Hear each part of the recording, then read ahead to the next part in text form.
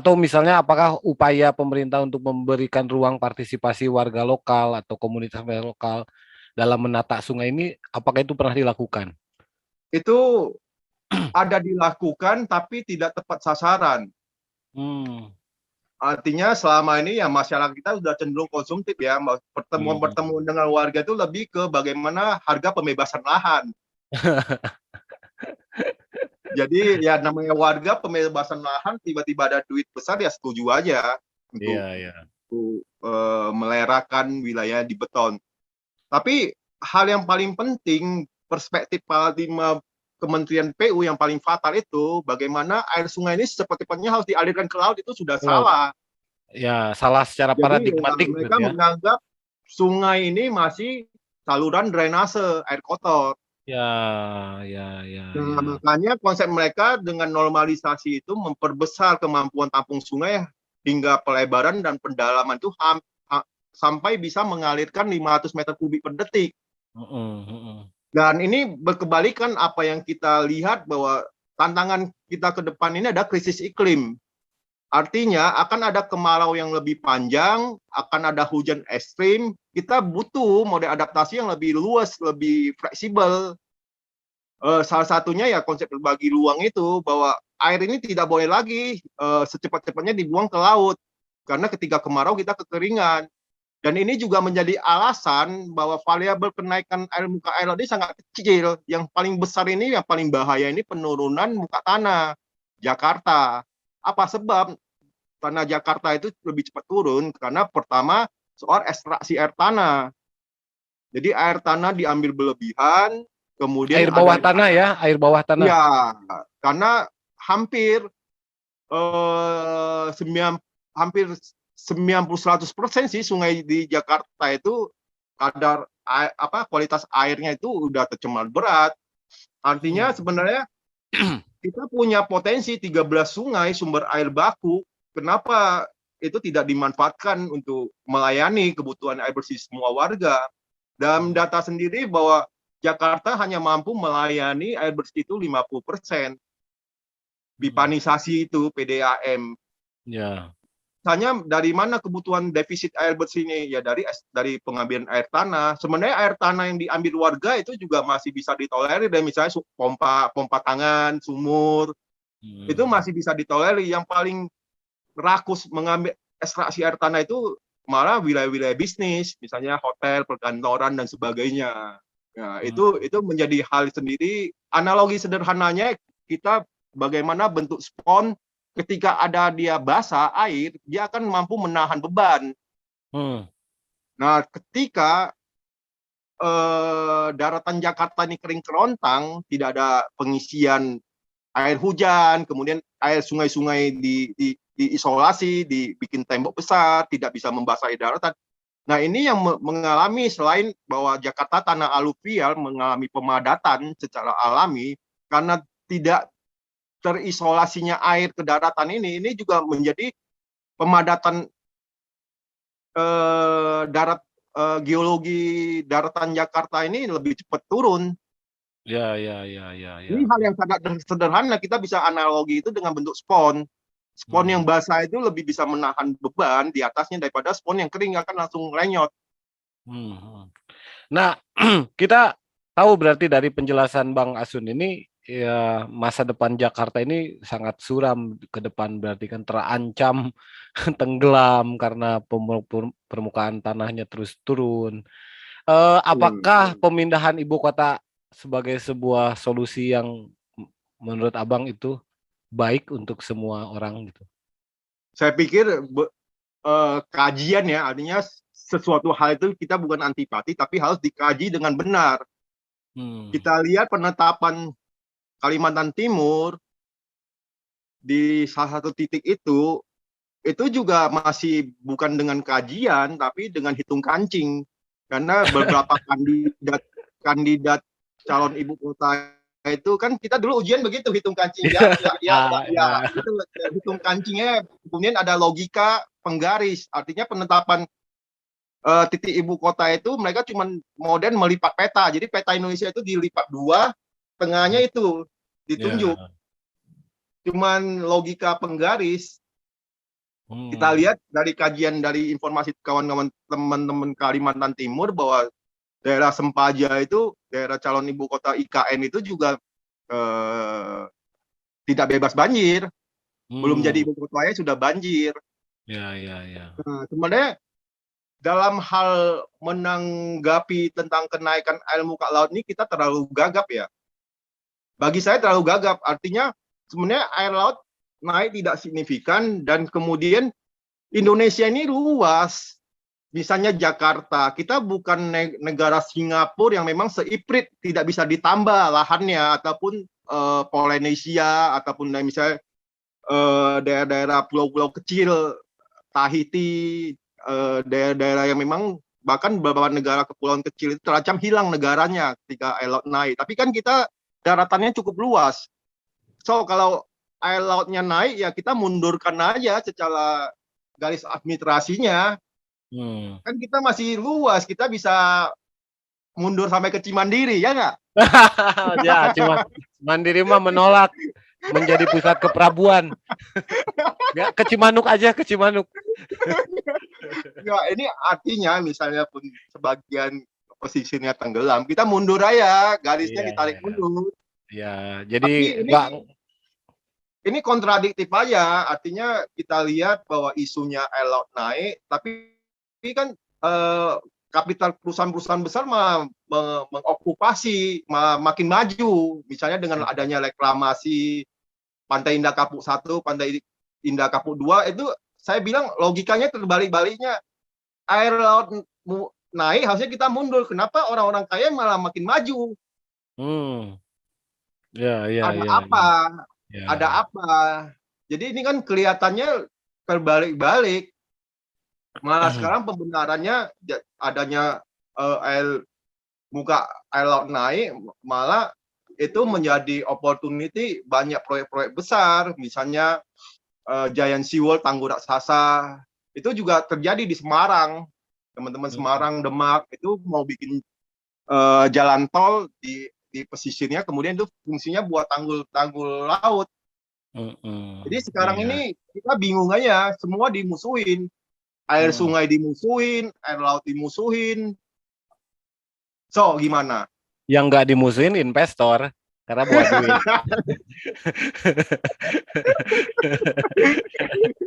Itu yang nggak dimusuhin. Jadi gimana mau yang punya duit aja deh lah, bebas. Ya, kalau kita Patanjala, ya silakan, nanti juga alam akan mengklaim semua haknya. Ya, Silakan, betul. Oh. silakan. Di alam ini kan tidak pernah bohong. Mm-mm. Ya kan, misalnya banjir Jakarta, ya kamu tempatnya air, kamu ambil mendirikan bangunan, jangan salahin banjirnya. Iya. Kalau boleh tahu ya, kemarin kan saya lihat postingan Abang tuh sempat ketemu sama Pak Gubernur juga tuh di Hari Sungai itu ya. Iya, itu Eh, ada fotonya tuh. kami. Iya, dan itu Eh, sudah diterima dengan baik pesan yang kami sampaikan kepada Pak Anies bahwa sungai ini harus dikembalikan ke fungsinya. Kami mendukung dengan konsep Pak Anies Baswedan tentang naturalisasi sungai, dan Pak Anies kami sodorkan lagi bahwa pengelolaan sungai ini harus berbasis budaya, yaitu dihidupkan kembali pangkalan-pangkalan sungai itu, tempat akses warga kampung-kampung sungai itu mengakses air. iya, iya, Nah, iya. itu diterima dengan baik, bahwa kemudian diaudit kembali sempadan-sempadan sungai yang memang fungsinya buat pasang surut itu cukup signifikan. Kalau dibiarin tetap alami, kita akan menjaga di daerah hilir itu banjir tidak lebih besar. Artinya kita amal jalianya orang di atas ini, di hulu ini, menyediakan ruang untuk ketika sungai meluap, membantu supaya saudara-saudara di bawah itu tidak banjir lebih besar. Tuh, meminimalisir lah ya. Minimalisir. Jadi analoginya sangat sederhana, ketika kita ada di jalan tol, ketika jalan tol macet, apa yang kita lakukan? Kita ngopi-ngopi dulu di rest area.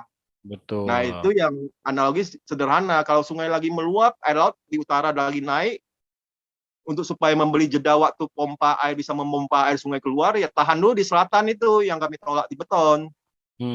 Betul. jadi tempat parkir air. Jadi menunggu air laut di pesisir surut, ya nanti kalau udah surut baru dialirkan secara perlahan. Ya, ya, ya, ya, oke, oke. Dan itu diterima bisa dimengerti lah ya.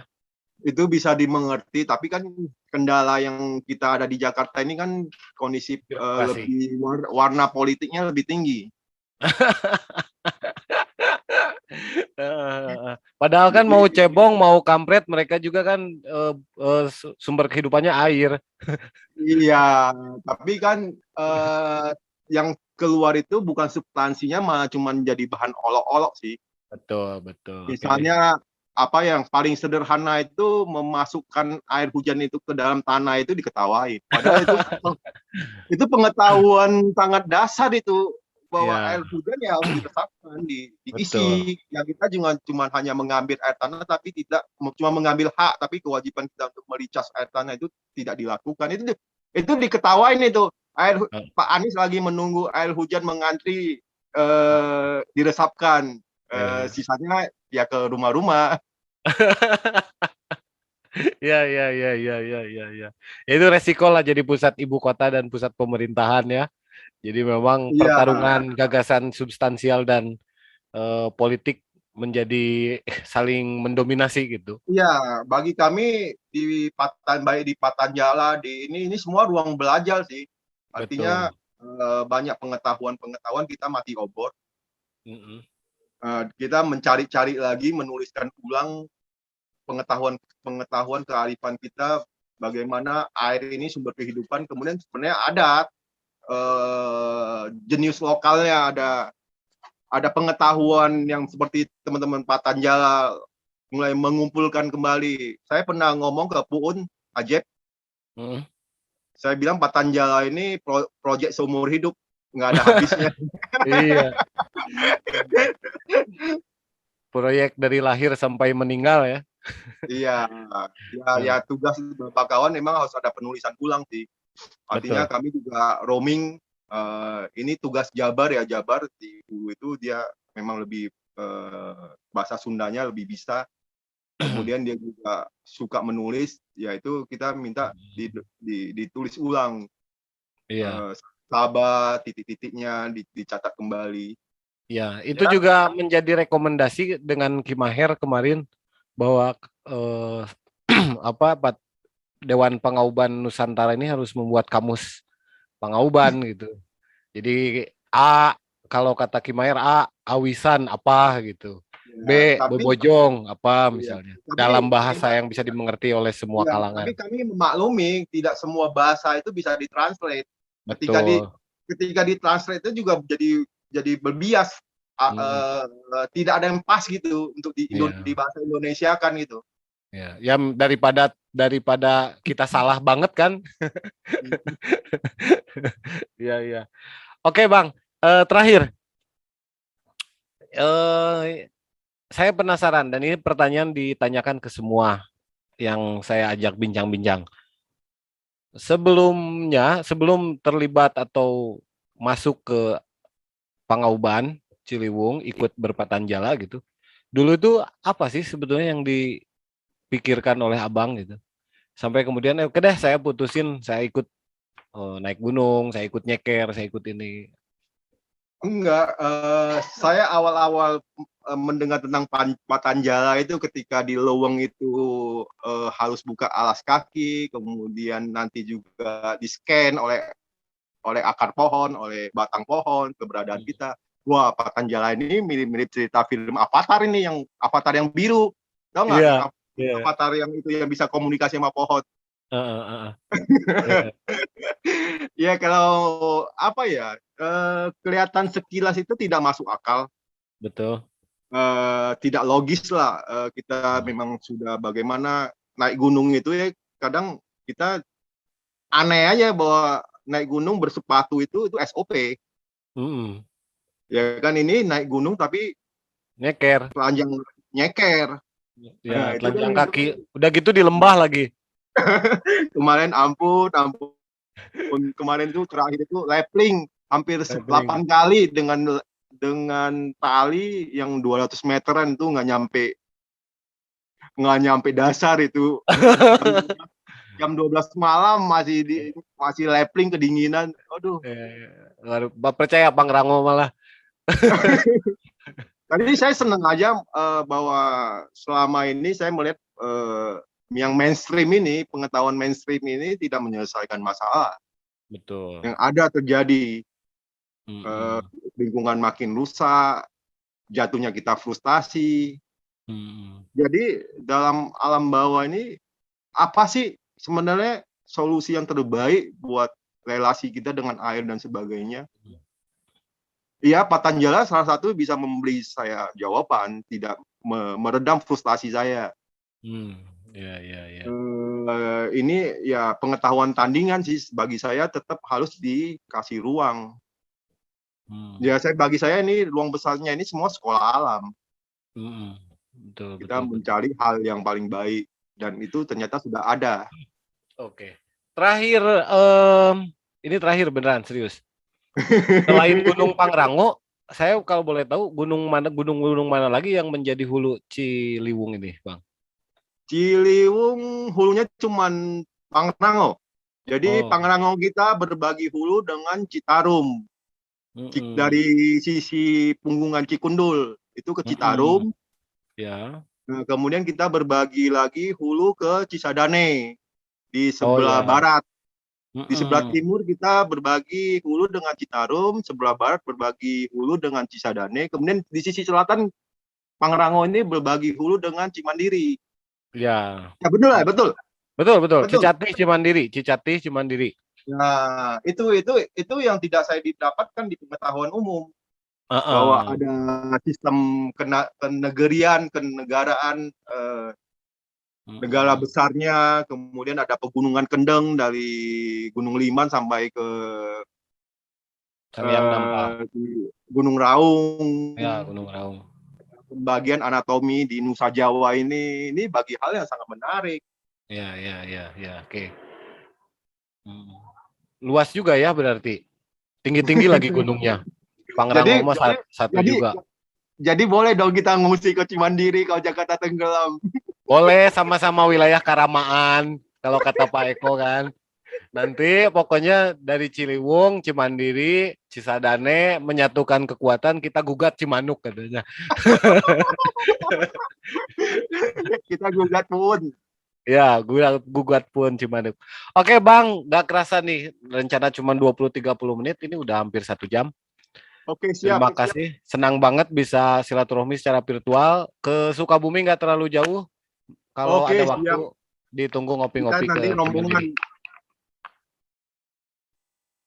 Ini habis PPKM lah.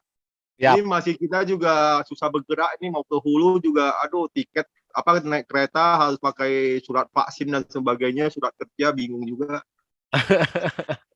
Siap. Oke, terima kasih Bang. Semoga sehat-sehat dan sukses terlalu. Salam buat Incu Putut Cimandiri. Siap, insya Allah saya sampaikan. Waalaikumsalam. Yuk, Assalamualaikum warahmatullahi wabarakatuh. Sampurasun. Waalaikumsalam. Salam pes. Yuk.